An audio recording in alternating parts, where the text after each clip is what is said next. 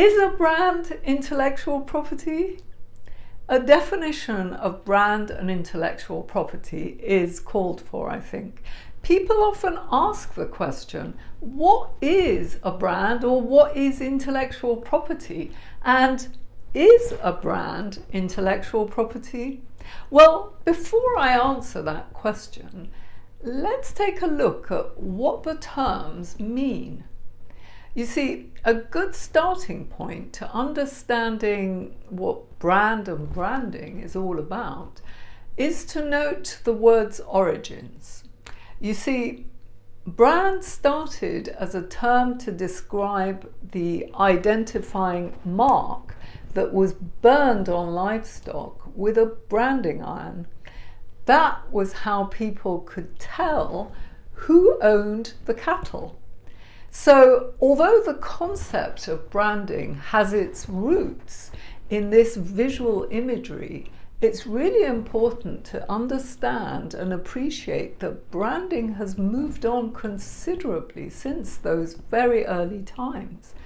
While the visual identifier matters, of course, branding is nowadays about so much more than a logo or visual designs.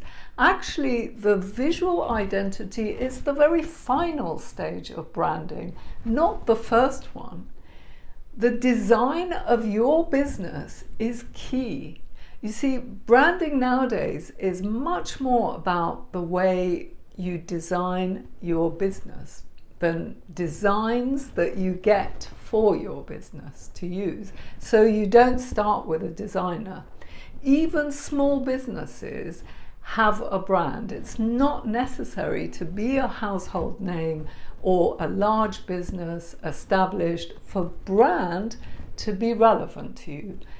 That's because if you think about it, the big brands that we all know and use and love are all known for something specific.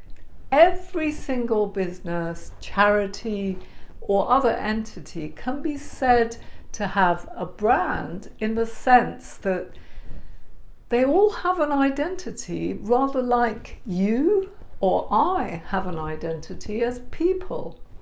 You see, we all have a name, a way of dressing, talking and walking, and subjects that we're known for or topics that we tend to talk about. You know, we have beliefs and opinions and a certain personality. In short, we're known for something. People have a certain response to us or think of us in a certain way. So anyone alive has an identity. The world can tell one person apart from another because of these differences between them. So in the same way, businesses also have an identity, a brand. You see, a company is a separate entity to the person who sets it up in the eyes of the law. And if you're a sole trader, then your business identity will be an extension of you, but it will be separately identified, often under a different trading name. So what you say, how you operate, and so on, all reflects how you come across to other people as a business and brand. So every business has a brand, whether they know it or not. Every business has an identity and personality, and as such has a brand.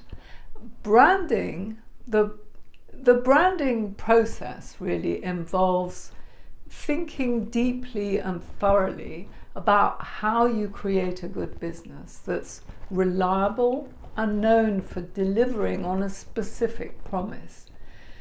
You see, as the brand acquires pulling power, it will attract customers who positively want to do business with it, the brand, rather than with the competition out there.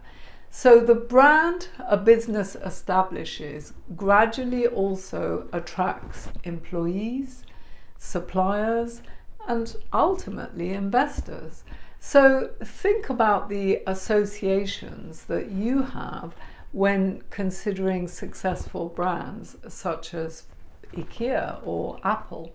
Now notice how these names are known for delivering what is often an unspoken promise. In IKEA's case, we expect to find affordable self-assembly furniture when we visit its stores. You know, when we buy an Apple product, we expect to get something that's well designed, intuitive to use, easy to use. So every brand has its own distinct identity and promise. It's due to this brand promise that we know to expect something completely different if we buy a Rolex watch rather than a Swatch watch. You see, you'll need to think thoroughly how you want your business to be known. What quality or outcome will you want to deliver?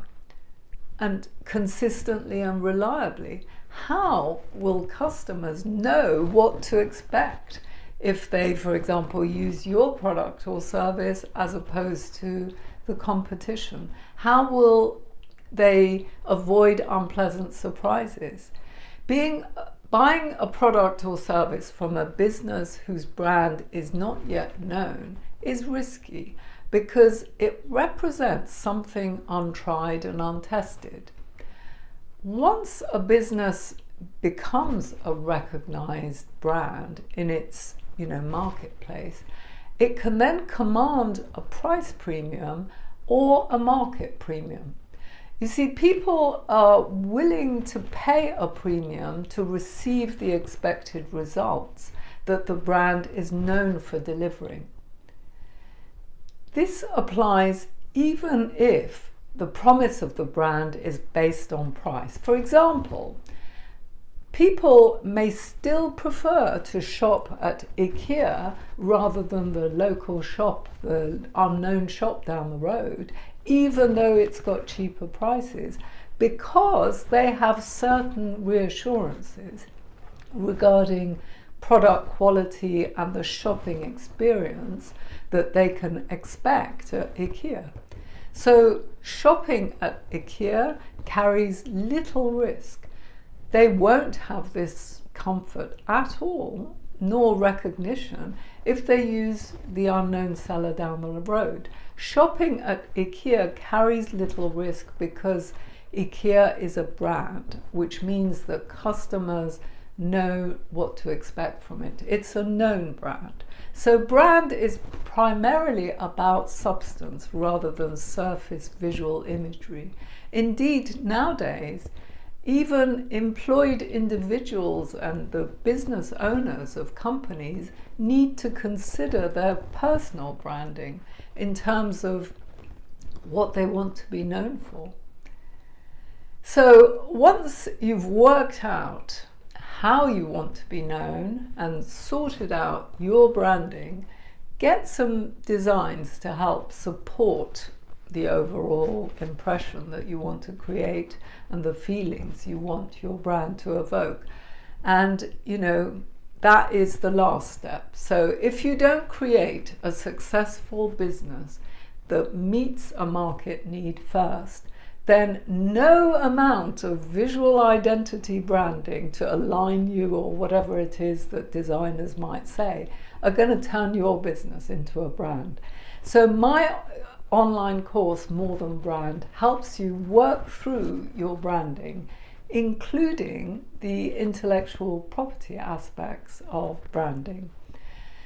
You can even use it to work on your personal brand if you like. You see, intellectual property, turning now to a definition of intellectual property. Now, while I used to attempt to directly answer the question by actually defining intellectual property for people, I've realized that it's actually the wrong question. Defining intellectual property doesn't actually give people any greater clarity about, what they're supposed to do about intellectual property. What lies behind the question, what is intellectual property, is actually more important to understand. You see, the real question is whether intellectual property is relevant to a business, and if so, why? Or what should they actually do about it? Now, I suggest you think of intellectual property as something that you need to address in your business, because it's the very first consideration, you see. Any business needs to be mindful of IP when starting up or developing ideas, because IP is all about ideas. Contrary to popular belief, intellectual property, IP, isn't just something you deal with once you've arrived and succeeded and gained traction. No, think of IP as actually risk management and taking advantage of opportunities that your ideas create. IP is complex. You don't need to learn all its ins and outs. Instead, you just need to put in place some processes in your business that will manage the risks and make sure you don't lose opportunities. You see, if you don't cover off intellectual property, you run various risks, such as, and these are examples, not owning the rights to that app or software or to your website functionality, which, otherwise your business could have exploited and possibly generated extra revenues from. Or finding that the name that you're using infringes on somebody else's rights and is actually a liability rather than the asset that it should be. Or thirdly, discovering that your invention can't be patented because you mentioned it on your website, for example. Or not having the rights to the data that was collected on your behalf by somebody who is helping you to set up a networking group. They own it. Or not owning the copyright in your own logo so that you can't easily take action against someone who is misusing that logo. Or it could be discovering that you're liable for infringing copyright in images or content on your website, which your web designer is responsible for, but you're liable. The value in your business in the digital economy lies in such intangibles. Intellectual property is what you need to address to protect your business. You see, find out about the Legally Branded Academy, as people's understanding of what protection involves is quite misconceived and gives rise to, the typical mistakes that businesses make when starting new projects and implementing new ideas. Your brand is one of the most valuable intellectual property rights that your business could possibly own. However, you should take the right actions when you're actually creating it, choosing the very choice of name itself, for example, how you protect the brand and ensure it has a name that's suited to its business plans. These are all very important. The name should be chosen in consultation with an experienced brand lawyer and should be protected along with other brand elements. Legally Branded Academy is a course, an online course, which is being revised currently. It's going to be launched later this year, the revised course, but in it I've identified 15 to 20 processes that a business could or should introduce gradually to manage intellectual property risks and opportunities, such as the example scenarios outlined above. You see, it's an excellent way to train your team members too in the essentials that they need to know about intellectual property, so that they don't unknowingly take actions that infringe on the IP rights of third parties. So, for example, one of those processes, just one of them, involves using a specific template before engaging someone to do work for your business. By always following that process, what happens is that you ensure you secure the intellectual property rights in the assets being created for you, and in doing so, you effectively take significant action to protect your business. The course isn't about replacing lawyers, not at all. It's about managing an organization's risks in those really early stages when people tend to make some drastic mistakes. You see, those mistakes happen because people wouldn't even think of actually consulting a lawyer over all those very early decisions they're making. So Legally Branded Academy Revised is a business process and risk management course.